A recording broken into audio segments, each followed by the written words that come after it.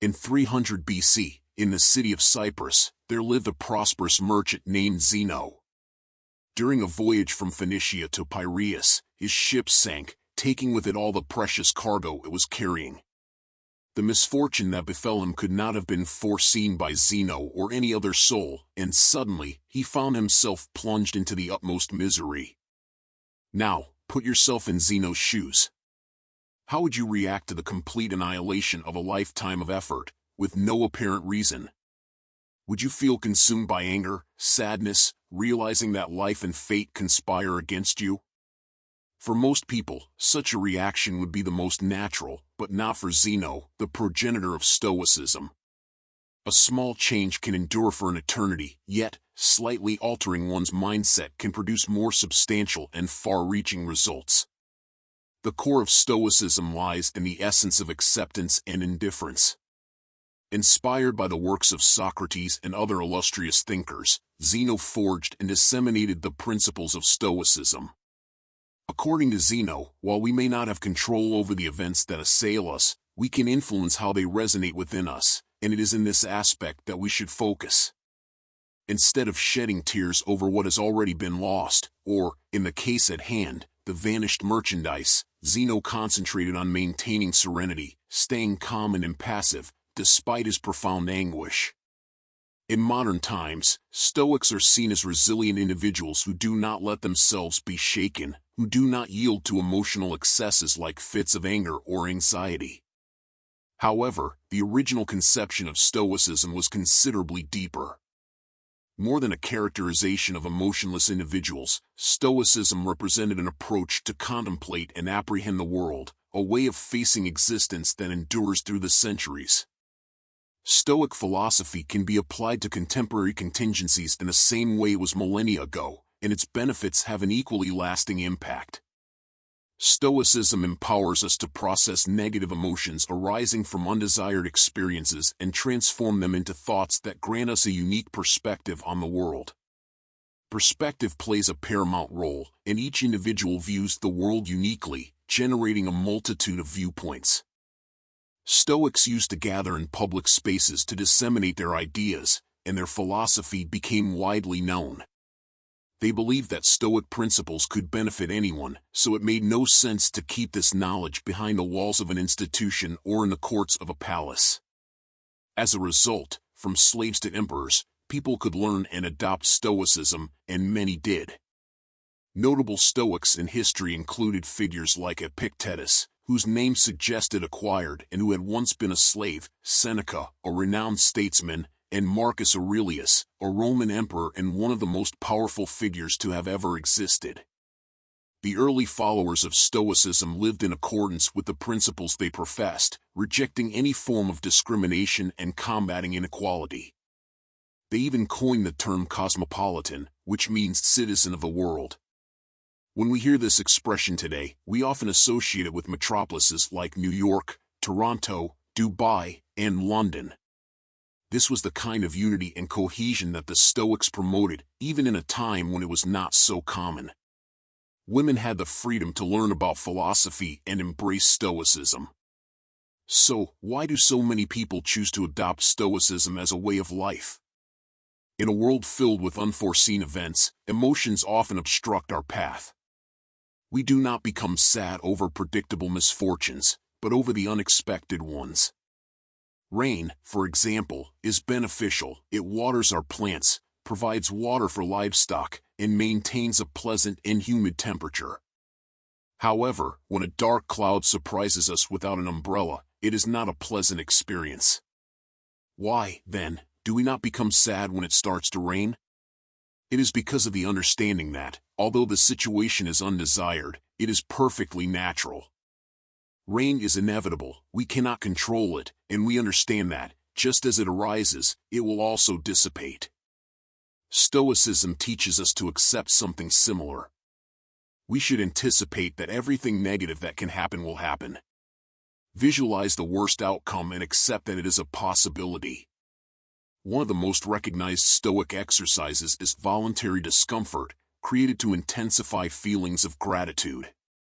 Sleeping on the floor, taking cold showers, or eating only potatoes for a few days. These kinds of practices help in understanding that, no matter how challenging the circumstances may be, it is possible to survive and even thrive with the right mindset. Facing these uncomfortable situations indirectly prepares our mindset for the challenges the future may hold. In today's world, where we are constantly bombarded with advertising, we are led to believe that accumulating wealth is the key to happiness. However, this is not a sensible approach to lead our existence.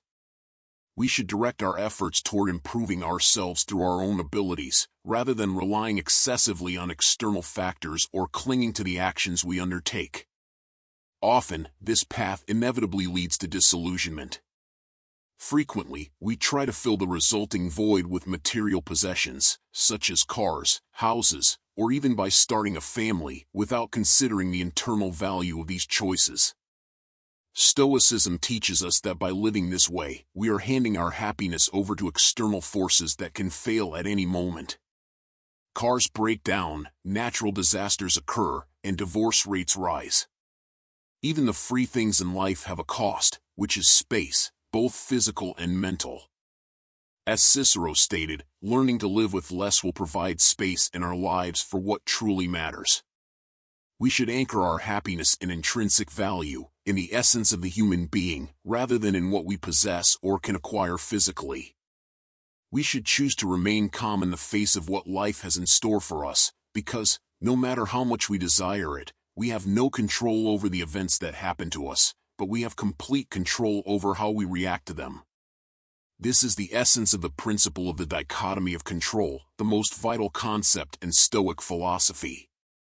Stoics urge us to distinguish between what is under our control and what is not, and to assess our worth not based on uncontrollable aspects, but on what we can influence. The pursuit of goals is a meritorious quality, but from a Stoic perspective, crumbling when things do not unfold as planned is fruitless. The task of creating YouTube videos, for example, is much more accessible than the task of being a Roman emperor, but it can still be challenging.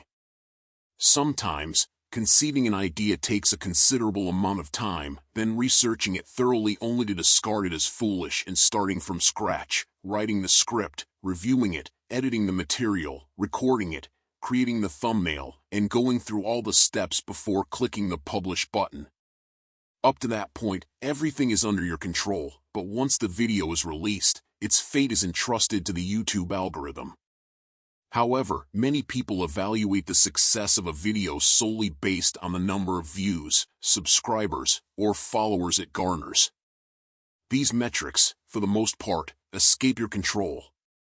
Stoics teach us to assess the success of our work based on the effort we put in, and not on the outcome of our external expectations. Have faith in the process. Imagine a person who dedicated months of hard work. Convinced that they deserve a promotion, they approach their boss with a solid performance report. However, the boss thanks them but does not grant the promotion, and they return home feeling desolate, believing they must be a failure at work. They do not consider that the boss could be facing personal problems, that perhaps someone else was more qualified at that moment, or that the company might be going through financial difficulties. They do not know the reason but continue to be distressed. If they had simply valued the quality of the performance report they presented and continued to do what they were doing to deserve the desired promotion, they could have found more happiness. In general, this change in mindset is crucial. A true Stoic follower does not measure their success by the financial profit of their company or job, but by the inner peace that comes from things that are priceless. Stoicism values 4 virtues: wisdom, courage, temperance, and justice. Wisdom is the ability to discern the internal from the external and the capacity to choose our response to the events that befall us. As Viktor Frankl stated, between the stimulus and the response, there is a space, and that space is our power to choose the response. Courage, according to the Stoics, lies in perseverance and resistance. Temperance involves doing more with less, saying more with less, just as I did here. While figures like Jeff Bezos and Elon Musk compete at the top of Forbes wealth lists, Stoics believe that true wealth should consist of having the essentials and then having enough. Justice is the most relevant virtue of all. It proclaims that no one should harm others, as we are all born to help each other, not just ourselves. Nelson Mandela stood out as one of the most renowned African leaders worldwide. While fighting against apartheid, he was sentenced to life imprisonment, where he remained for 27 years until his release. When he finally left prison, Mandela was elected president of South Africa. Many believed he would seek ruthless retaliation against those who had kept him imprisoned, but that did not happen. During his time in prison, Mandela read the works of Marcus Aurelius and absorbed many of the fundamental principles of Stoicism.